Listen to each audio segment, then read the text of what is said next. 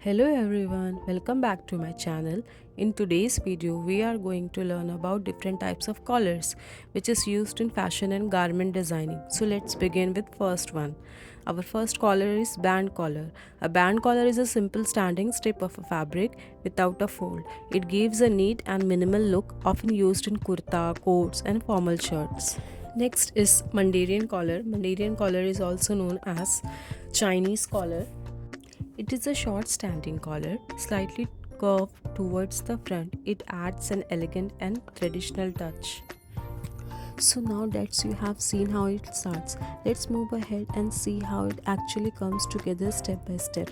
Next is a crepe collar. Crepe collar is a round, close-fitted neckline commonly seen in t-shirts and sweaters, simply casual and comfortable. Next is Bermuda collar. This collar lies flat with an open V shape at the neckline. It is mostly used in summer style shirts. If you found difficulties in drawing fashion figures, so don't worry, after this session you will be able to draw any collar with confidence.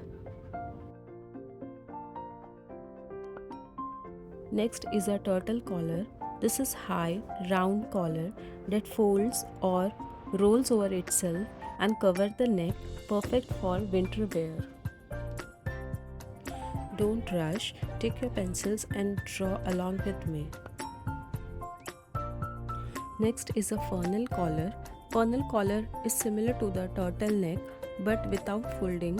It stands straight and gives a smooth funnel-like shape around the neck. It is also used in winter wear.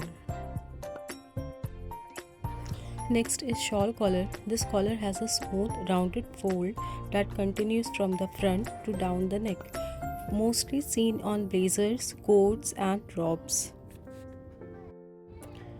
Next is a bib collar. A bib collar has an extended front portion like a bib, often used in children's clothing or vintage style garments. If you are enjoying this video, don't forget to like and follow. Tell me in the comments which one is your favorite. If you want more videos like this, just let me know in comment sections.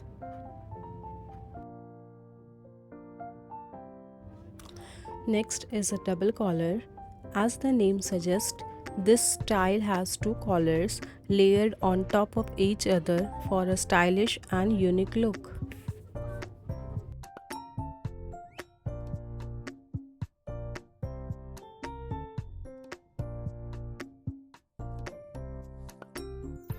Next is a ruffle collar. Ruffle collar is made by gathering or pleating a strip of fabric around the neckline, creating soft frills. It gives a romantic, feminine, and vintage style look, commonly seen in blouses, dresses, and Victorian inspired outfits. Next is a Johnny collar, a small open V-shaped collar without buttons. It is seen in polo shirts and knitted tops.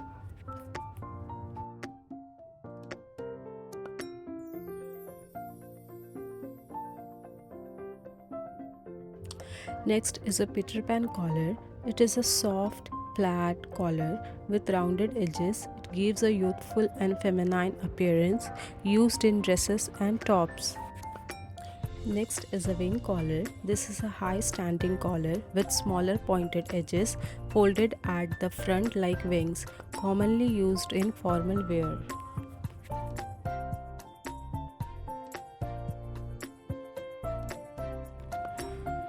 Now next is a notched collar. It is a classic tailored collar with a smaller cutout or notched between the collar and lapel, mostly seen in blazers and jackets.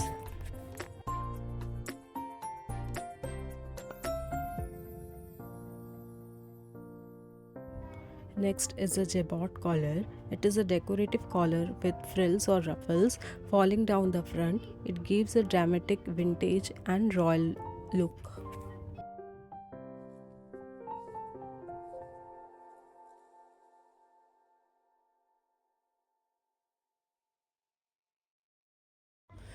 Next is a convertible collar. This collar can be worn open or closed. It lies flat when open and stand with buttons, used in shirts and dresses.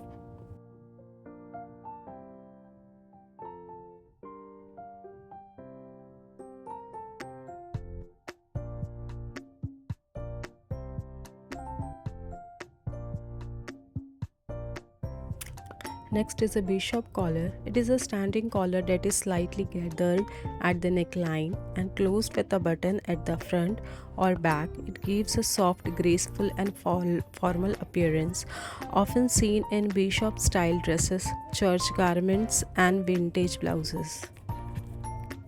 Next is a sailor collar. It is a flat white collar with a deep V neck in front and a square shape at the back, inspired by naval uniforms.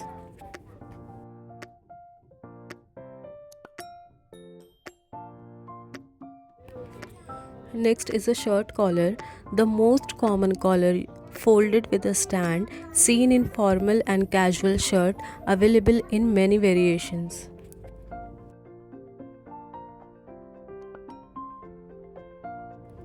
And the last one is a casket collar.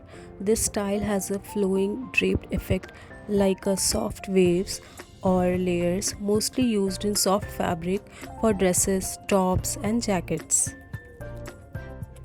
These were the most popular and commonly used types of collar in designing. If you like this video and found it helpful, don't forget to like, share, and subscribe. Thank you for watching.